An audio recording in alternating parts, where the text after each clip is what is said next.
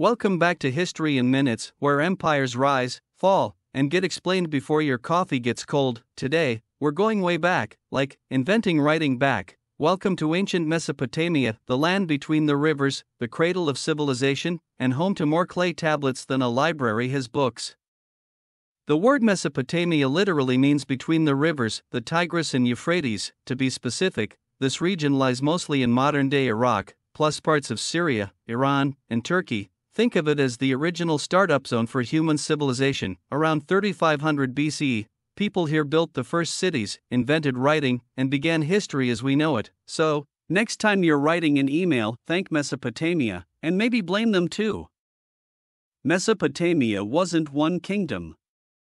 It was a revolving door of civilizations, each one adding a twist to the story. Sumerians, the OGs, invented writing, built city-states like Ur and Uruk, and worshipped a sky full of gods. Akkadians, led by Sargon the Great, who created possibly the first empire around 2300 BC. Babylonians, gave us Hammurabi and his eye for an eye laws, dramatic but memorable. Assyrians, fierce warriors, with capital cities like Nineveh, and an attitude like, why negotiate when you can conquer?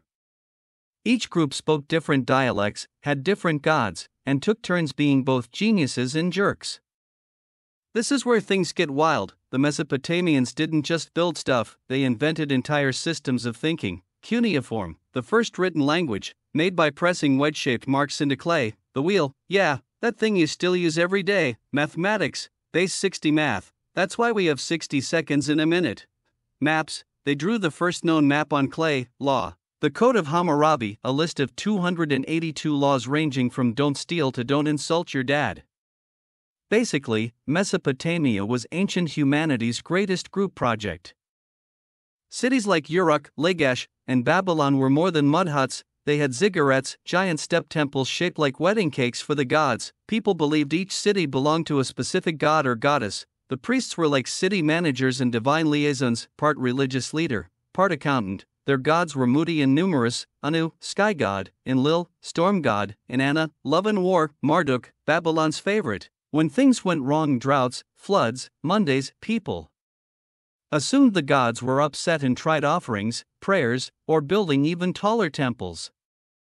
Not everyone was casting spells or writing laws, most people were just trying to survive and maybe not get taxed too hard. Farmers worked near canals, growing barley, wheat, dates, and onions. Merchants traded textiles, spices, and copper. Artisans made pottery, jewelry, and probably complained about their backs. Homes were made of mud bricks, cozy in winter, hot in summer, and one good rain away from needing repairs. Kids learned to read if they were rich. Schools were called tablet houses, and students practiced by copying the same line over and over, forever. And yes, they had beer. It was thick, nutritious, and sometimes eaten with a spoon.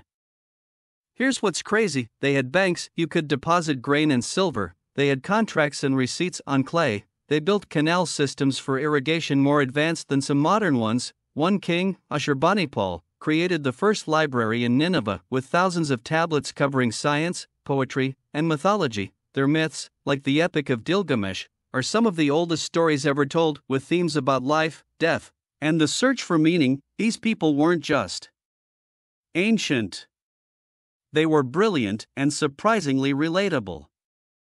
So what happened? Over centuries, wars, drought, invasions, and shifting power chipped away at the region. Eventually, the Persians, Greeks, and others took over, but their ideas lived on: writing, timekeeping, cities with bureaucracy, even the concept of law and order. Mesopotamia may be ruins today, but its fingerprints are on almost everything, from your calendar to your government to your plumbing.